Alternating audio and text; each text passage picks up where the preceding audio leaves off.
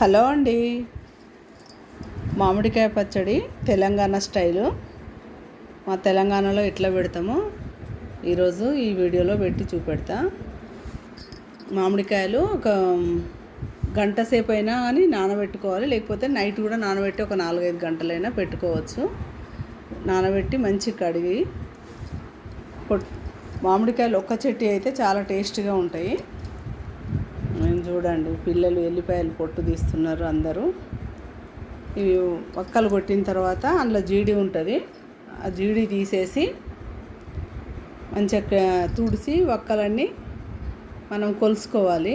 ఒక్క పండెళ్ళిందండి కాయలల్లో, కొన్ని జీడి వేసుకొని ఇప్పుడు మనం ముక్కలన్నింటినీ కొలుసుకోవాలి.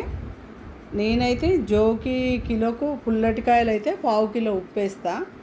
కొలిసినా కానీ అంతే వచ్చినాయి, 6 గిన్నెలు అయినాయి. కాకపోతే ఇవి మీడియం సైజ్, బాగా పుల్లటి కావు. అందుకోసమని కొంచెం ఉప్పు తక్కువ వేసిన, 4 కిలోలకు ఒక 100 గ్రామ్స్ తక్కువ వేసిన. పుల్లటి కాయలు అయితే మంచిగా 1 కేజీ ఉప్పు పడుతుంటుంది. ఇప్పుడు ఉప్పు పసుపు వేసి పక్కకు కలిపి కొద్దిసేపు తాలింపు వేసే వరకు ఊరనియాలి. ఇవి పుల్లటి కావు కాబట్టి కొంచెం ఎక్కువ ఊట రాదు. అదే పుల్లటి కాయలు అయితే మనం తాలింపు పెట్టేసరికి మంచిగా వాటర్ లాగా అట్లా వచ్చేస్తుంది. ఇప్పుడు తాలింపు పెట్టేస్తా. మెంతులు వేయించుకొని,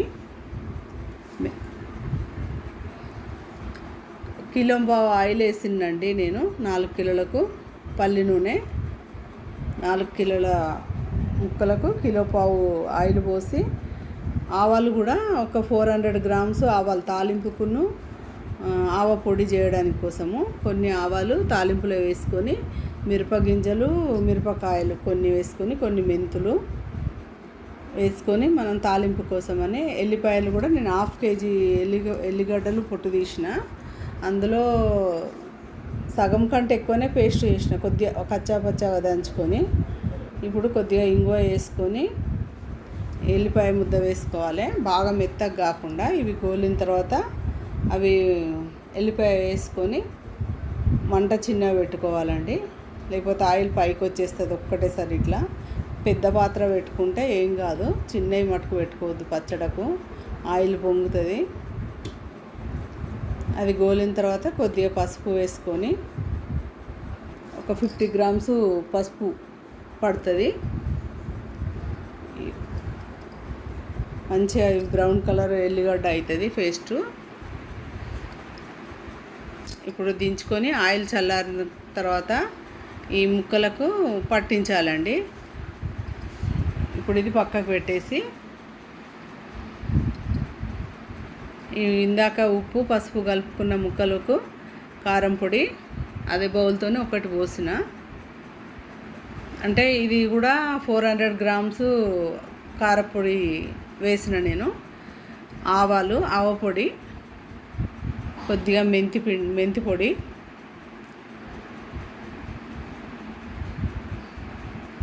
ఒక 50 గ్రామ్స్ తక్కువనే అనుకోండి మెంతి పొడి వేసుకొని మంచిగా కలుపుకొని, ఇప్పుడు మనం తాలింపు పెట్టిన ఆయిల్ కూడా ఇందులోనే పోసి కలిపేసుకోవాలి. ఇది పుల్లటికాయ కాదు కాబట్టి మనకు గ్రేవీ రాలేదు, ఎక్కువ జ్యూసీగా రాలేదు. ఇప్పుడు మిగతా ఎల్లిపాయలు వేసుకొని మంచిగా అన్ని ఈ తాలింపు వేసుకొని మొత్తము కలిపేసుకోవాలి. ఇంతేనండి, ఇంత మంచిగా పచ్చడి. మేము తెలంగాణలో తాలింపు అయితే కంపల్సరీ పెట్టుకుంటామండి. పచ్చి ఆయిల్ అంటే తక్కువ పడితే ఆయిల్ పోసుకుంటాం, కానీ అట్లనే పచ్చి వాటితోనైతే పెట్టము. ఇక్కడ ఎవరైనా మా సైడ్ అయితే మొత్తం తాలింపు అయితే కంపల్సరీ పెడతారండి. ఇది ఒక గంట సేపటికి మంచిగా ఇట్లా ఊరి మంచిగా ఊట వస్తుంది, చాలా బాగుంటుంది. కొత్త పచ్చడకు తిందాం అన్నట్టు అందరూ ఎదురు చూస్తుండండి. ఇప్పుడు ఇందులోనే అన్నం వేసి కలిపేస్తా. ఏ కర్రీ ఉన్నా కానీ మామిడికాయ పచ్చడి పెట్టినామంటే కంపల్సరీ అందరూ తినాలనిపిస్తుంది. ఏ పచ్చడి అని పెట్టిన రోజు అయితే కంపల్సరీ మేమందరం ఈరోజు మామిడికాయ పచ్చడితోనే మధ్యాహ్నం భోజనం చేసినామండి. ఈరోజు పెరుగు మామిడికాయ పచ్చడితోనే ఈరోజు అందరు అదే తినేసిండ్రు. చాలా టేస్ట్గా ఉందండి. మీకు నచ్చితే మీరు కూడా చేయండి, లైక్ చేయండి, షేర్